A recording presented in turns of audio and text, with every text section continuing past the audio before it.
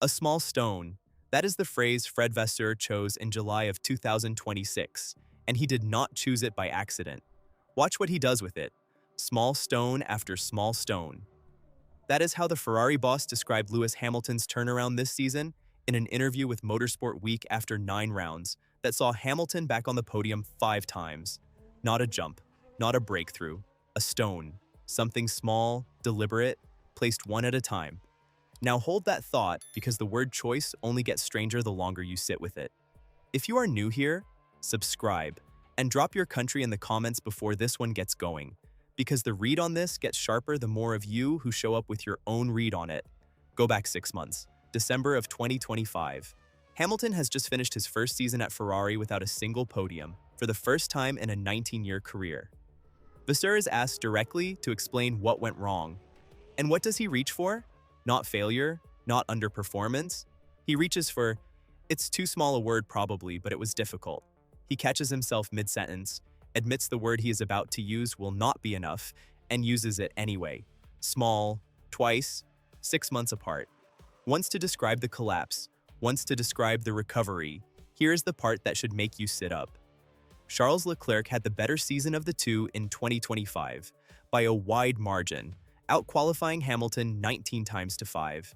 When Vasseur talks about Leclerc's form, the language is different. It is about the car, the development curve, the numbers on a table. Rational, he called it, in January, describing why Ferrari froze development on the old chassis. Rational is a word for a spreadsheet. Small stone is a word for a person. That is the split this video is built on. Not a rumor, not a leak. 2 documented word choices, 6 months apart, from the same man, about the same driver, and neither one applied the same way to the other side of the garage, so follow the chain. In February, with Hamilton under pressure to prove his worth on a contract that runs out at the end of next season, Vasseur is asked about clarity from the regulators. He gives it freely about the rules. He is far less free when the subject turns to Hamilton's form. Compare that to how he talks about Leclerc in the same window. Composed, technical, almost clinical. Then in June, Barcelona happens. Hamilton wins his first race for Ferrari, cutting the championship gap to Kimi Antonelli from 66 points to 41 in a single weekend. A 3-stop gamble on a track where everyone else stopped twice. The paddock immediately starts talking about a title fight. And what does Vasseur say the very next day? Nothing changed today compared to last week. 4 words that flatten a breakthrough into a footnote. That is the pattern the small stone line completes. Ferrari's team principal has now spent an entire season underselling Hamilton's story in real time, only to hand him, privately and precisely, one of the more evocative phrases he has used all year to describe how that story actually built itself. Ask it straight. Why does a technical director turn team boss, a man whose public language runs almost entirely on numbers, gaps, and development curves, switch to imagery the moment the subject is specifically Lewis Hamilton? Why does the switch not happen for Leclerc? And why, in the same season, does he minimize the win in public and reach for a small, careful metaphor about the process behind it? We are not going to tell you the answer is favoritism or resentment or a debt Vasseur feels he owes the driver he pushed hard to sign in 2024. We do not know what is in his head. What we know is what is on the record, dated, and in his own words. Here is the case for reading none of this into anything. Team principals talk to 100 journalists a week. Word choice drifts. Vasseur is French-speaking English under a microphone, translating instinct in real time. And any given phrase might mean nothing more than what came into his head that afternoon in the paddock. Reading a 6-month pattern into 2 quotes could just be 2 quotes. Except the pattern has a 3rd data point, and it lands in the same territory. In June, asked outright by a journalist whether Ferrari would help Hamilton toward an 8th title, Vasseur's answer was not a number, not a strategy, not a plan. It was almost personal. I know what he's capable of, he said. If he smells blood, he goes. Capable of, smells blood, goes. That is not the vocabulary of a man discussing lap time deltas. That is the vocabulary of a man who has been watching one specific driver closely enough to build a private theory about how he operates, and occasionally lets a piece of that theory slip out in public. Put the number on it, 41 points. That is the gap Hamilton closed on Antonelli in one weekend, using the strategy Vasseur later reduced to nothing changed. 86 points. That is how far behind Leclerc Hamilton finished the season before. The season Vasseur needed too small a word to describe, two numbers on opposite ends of the same driver's Ferrari career, and Vasseur's language moved with both of them, every time in a way it simply has not moved for his other driver. Here is a case the audience has already flagged in the comments on this channel, and it belongs in this file. Viewers pointed out weeks ago that Vasseur's praise for Leclerc tends to arrive attached to the car. The SF26, the strategy, the team.